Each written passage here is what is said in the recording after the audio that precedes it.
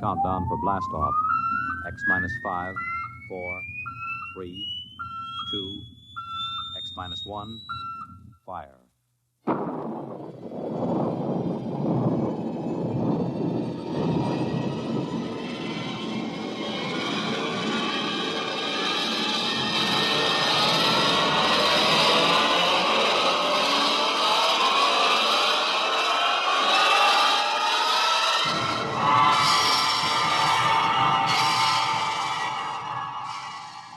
From the far horizons of the unknown come transcribed tales of new dimensions in time and space. These are stories of the future, adventures in which you'll live in 1,000,000 could-be years on 1,000 maybe worlds. The National Broadcasting Company, in cooperation with Street and Smith, publishers of astounding science fiction, presents X minus 1.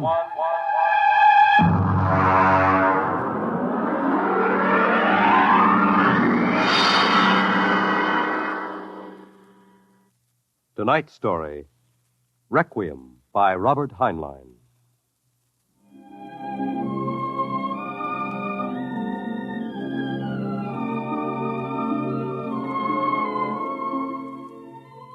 On a high hill in Samoa, there is a grave. Inscribed on the marker are these words: Under the wide and starry sky, dig my grave and let me lie. Gladly did I live and gladly die, and I lay me down with a will. This be the verse you grave for me. Here he lies where he longed to be. Home is the sailor, home from the sea, and the hunter, home from the hill. These lines appear another place, scrawled on a shipping tag from a compressed air container, and pinned to the ground with a knife. It wasn't much of a fair, as fairs go. The trotting races wouldn't be held till 8 o'clock at night. The flags and bunting drooped in the gray afternoon, and the pitchmen seemed discouraged.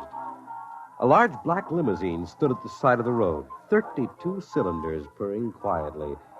And over the dust and the clatter of the fair, a bullhorn blasted the highest pitch. Hurry, hurry, hurry, this way to the moon rocket, the moon rocket. See it fly, the actual type rocket used by the first man to see it fly. Chills, thrills, the romance of space. You can ride in it for only $25. Hurry, hurry, hurry.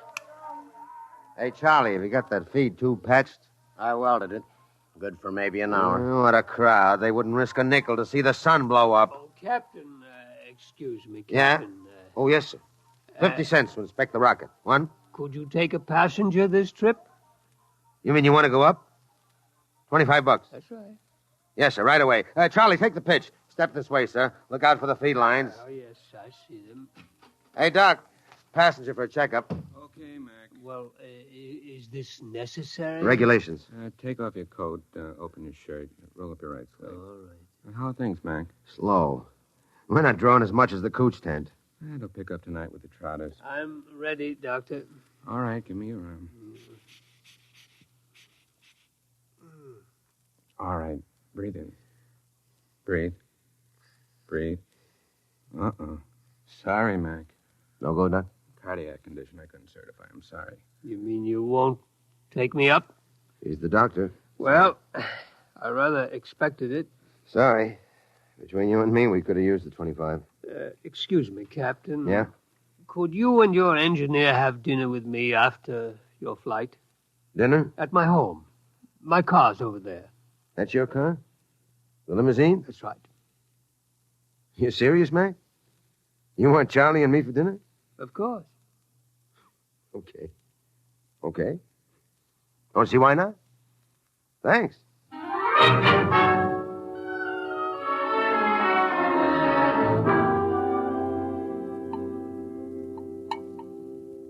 Charlie, you had enough. Lay off, Mac. Oh, that's perfectly all right, Captain McIntyre. Cigar? Thanks. Light? Well, thanks. Yes, it's hard for me to see why any holder of a master's ticket would quit the Earth-Moon run.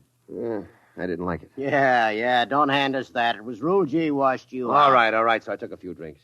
Tell me, gentlemen, are you satisfied with what you're doing now? Are you kidding? We've been pushing the old junk heap for a year. Half the time, the sheriff has an attachment on the ship for a fuel bill. It stinks. Would it help you to get back to the moon? Well, sure. I could get a short-haul job hopping ore. I kept my nose clean. I might even get back on the run. Would you be open to a business proposition? What is it? You own your own rocket? Barring a couple of liens against it. I want to charter her to take me to the moon. You hear what he said, Mac? He wants us to fly that old heap to the moon. He can't do it. The old boat's worn out. Why don't you charter a regular company ship? Oh, no, I can't do that. The company charter comes up before a congressional committee this year. They have to follow the regulations. You can't pass the physical. Now, if you can afford to hire us, why don't you bribe a couple of company medics? It's been done before. I know, but not for me. I'm D. Harriman. Harriman?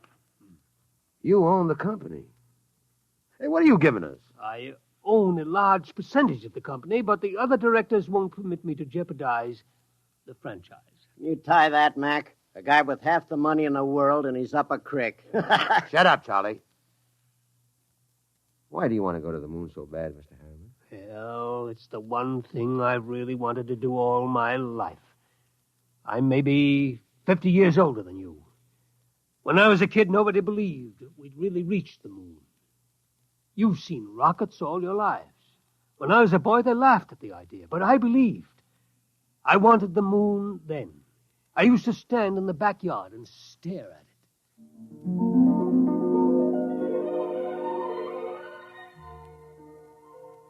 How far away is it, Mom? The moon? Far enough. Why don't people fly to the moon?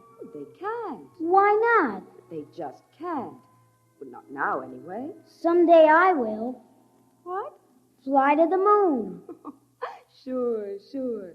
Now, come on, Del. Inside. Way past your bedtime.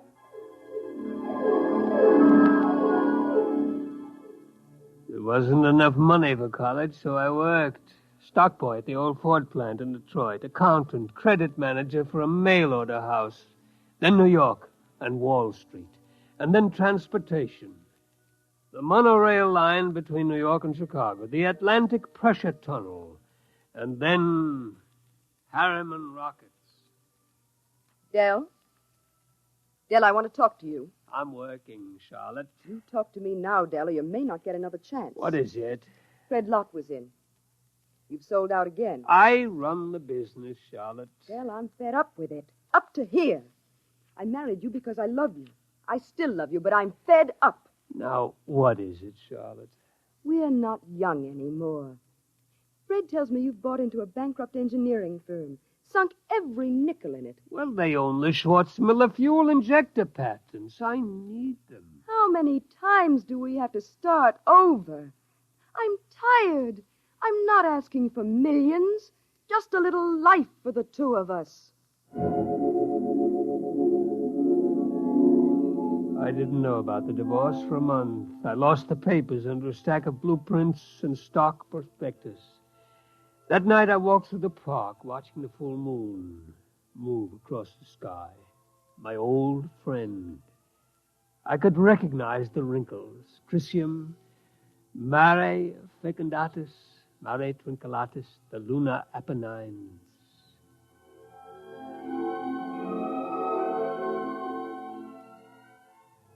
It took 2 fraudulent bankruptcies and an investigation by the Securities and Exchange Commission before we did it. The moon. There were 3 injunctions on the rocket before it blasted off. I was going on the second trip, but my considerate board served a court order on me. You can't go there.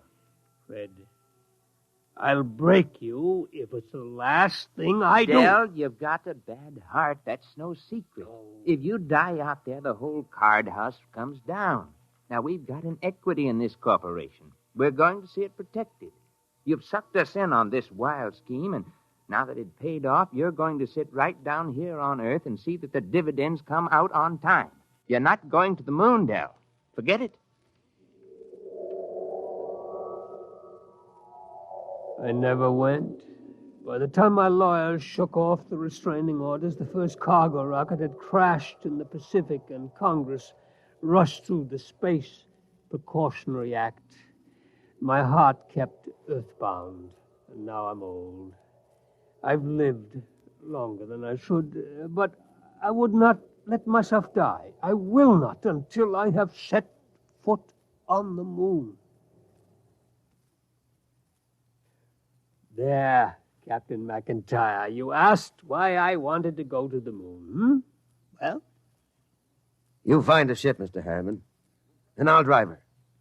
You'll hit the moon. All right. Then we can get down to business. I'll have contracts drawn up for you. You two will have to buy me a ship. I can't do it openly, of course. My dear board of directors would find out and slap a court order on me. Well, we can't get credit. Oh, don't worry. I'll supply the cash in advance. Pick some ship that can be fitted for the jump. A strato yacht. Apply for a strato license. Then after it's issued, you'll move to a piece of desert. I'll find a strip and buy it. You mean fit her out there? Yes. We'll install extra fuel tanks, change the injectors and timers for space flight. Charlie, you think you can manage the changeover without a dockyard and shops? Well, I'll have to have a load of power tools and a lot of time. It'll be haywired and spot welded. Just so it doesn't blow up when I slap the key. It won't blow. Well, that's what you said about the last ship. Now, cut it out, will you? I ask you, Mr. Harriman, that last ship was a junk heap and we knew it. Now, this'll be different. We're going to spend some dough and do it right. Ain't we, Mr. Harriman? You spend all the money you want. I'll see that you get it.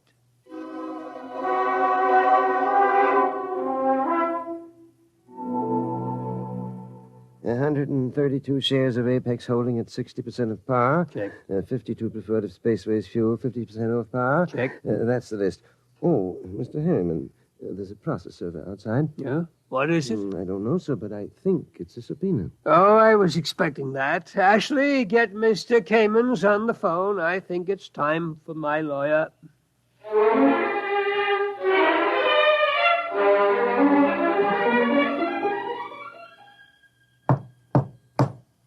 May it please your honor, counsel representing Mr. Harriman's relatives contend that his behavior for the past few weeks gives clear indication that a mind brilliant in the world of finance has become senile.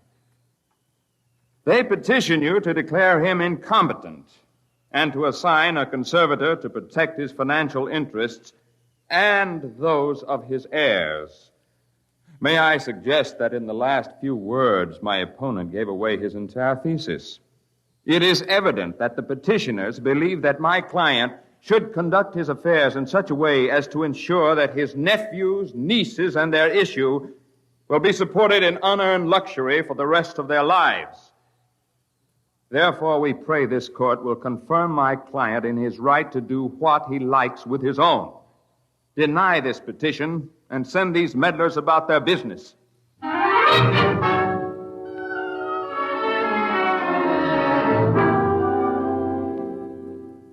Well, Kamens, It could go either way. He might rule against me? He might. We'll know tomorrow.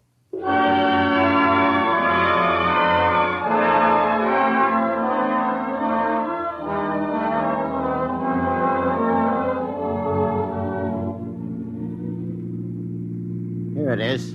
Eccentric millionaire disappears. Yes. You eccentric, Mr. Harriman? Well, they used to call me crazy, but that depends on your credit rating. A bench warrant under contempt proceedings has been issued. They won't find me out here. How is the work going, Charlie? My end's in pretty good shape. Well, are you ready to go? My nephews will have detectives out looking for me. Well, I could run those calibration tests tonight. Take till midnight. After that, it's up to the Commodore here. There she is, Mr. Harriman. That's the job that'll take you to the moon. It's a good ship, isn't it? Hey, Mac, stop the car. Yeah. All right. He's out? Look at him. Where's his medicine? Vest pocket. Here. Break the glass. Hold around his nose. He looks lousy. Yeah. There. He's breathing easy. Come around soon. Mac, we ain't gone through with this. Why not? It's murder. He'll never stand up under the initial acceleration. Maybe not, but that's what he wants to do. You heard him. I don't like it. He's an okay old buzzard. What do you want to do with him? Send him back to Kansas City so his no-good nephews can shut him up in the cellar? No, but... Okay, then. Now get out there and make your setup for those test runs. Get that ship ready to fly.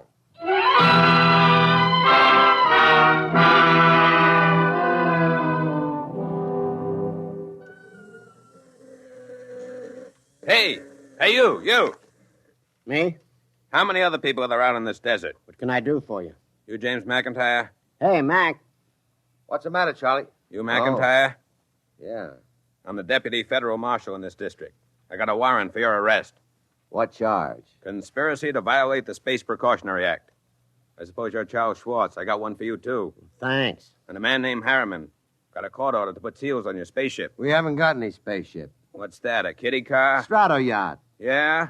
Well, I'll put seals on it until a spaceship shows up. Where's Harriman? In the shed. What shed? Oh, my knuckle. That's the one I broke playing football. I'm always hurting that finger. We gotta hurry. Get Papa to the cabin and strap him into his hammock. Right. So long, deputy. Oh, my knuckle.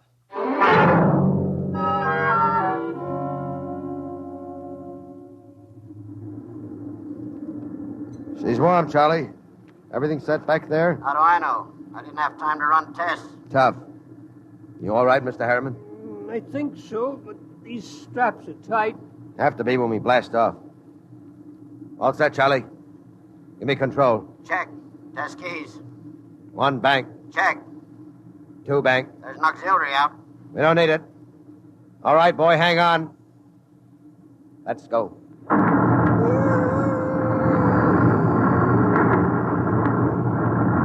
How are you, Pop? I'm doing fine.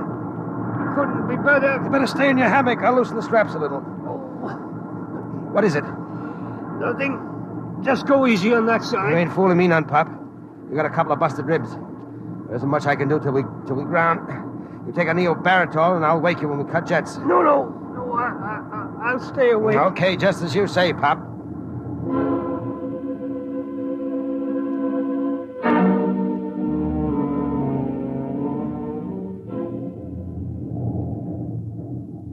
She's on automatic, Charlie. How are the tubes holding up? Fine, tight as a drum. She handles nice. How's Pop? Alive. But he's in bad shape. How bad? Cracked a couple of ribs in the takeoff. I don't know what else. You think he'll last the trip? His heart was pounding like an off-time valve. Well, he'll last. He's tough. Tough. He's delicate as a canary. I don't mean that. He's tough down inside where it counts. Just the same, you better set her down awful easy if you want him alive. I'll make a full swing around the moon and ease her in an involute approach curve. It'll go fine if we got enough fuel.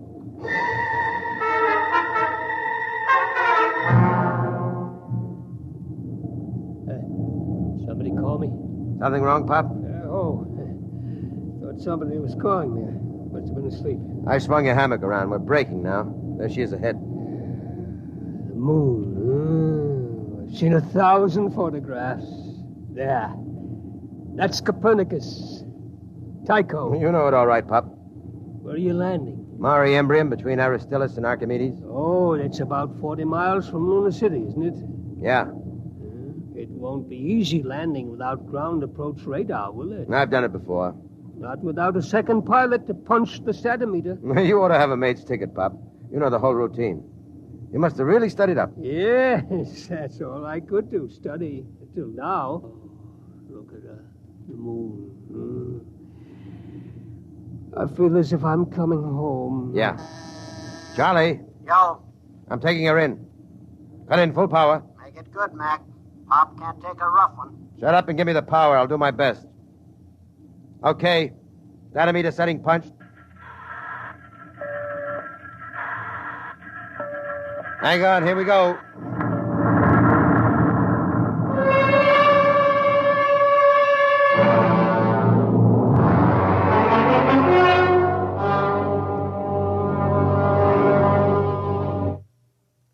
That was a lousy landing, Mac. Datometer drift. How's our passenger? Quiet. Now look. I wouldn't make any bets. That landing stunk. Will you shut up? I did my best. Hey, Pop. He's alive. There's blood in his mouth. He's trying to say something. Take it easy, Pop. We're down. Oh, where? Take it easy. Vacuum suits. Where are they? Steady, Pop. You can't go out there yet. We got to give you some first aid. Give me that suit. What do you think, Mac? Might as well. Get the suit out of the locker. Yeah, we'll use the big one. Be more comfortable. Okay. Hurry. Okay, Pop. Easy now. Hurry. All right, pull it up. Seal these zippers, Charlie.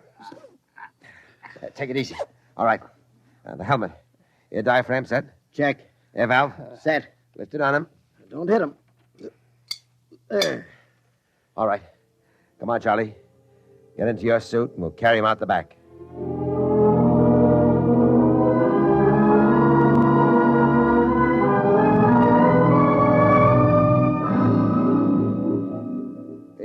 Easy with him. Okay. You all right, Pop? Outside. Take me outside. His left leg is gone. Get your shoulder under him. Right. Open the lock. All right, Pop. Come on. We're going out on the moon.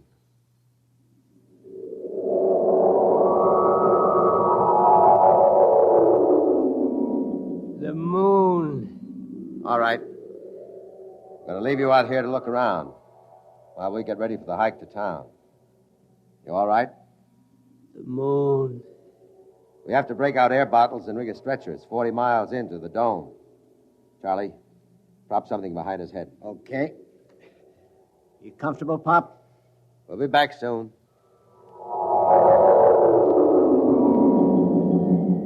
Moon. I can feel the pumice dust, and it doesn't hurt anymore. Why, there's the earth overhead, the earth in the sky, and green blue. I'm on the moon. I'm on the moon. Del. Charlotte? I thought I heard somebody call my name. Yeah, I'm getting old. My mind wanders. Del. Charlotte. That is you, isn't it? I made it, Charlotte. I'm on the moon. You didn't understand. You were afraid I wouldn't take care of myself. But I made it. I'm on the moon. I'm on the moon.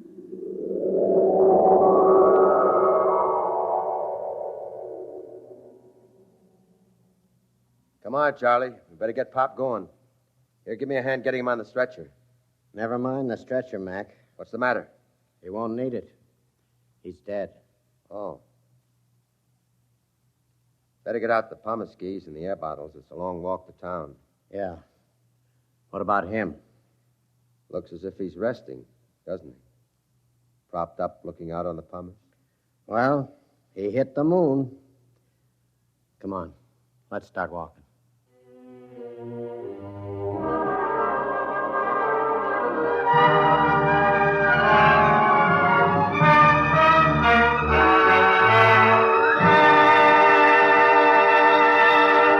You have just heard X-1, presented by the National Broadcasting Company in cooperation with Street and Smith, publishers of astounding science fiction. Your announcer, Fred Collins. X-1 was an NBC Radio Network production.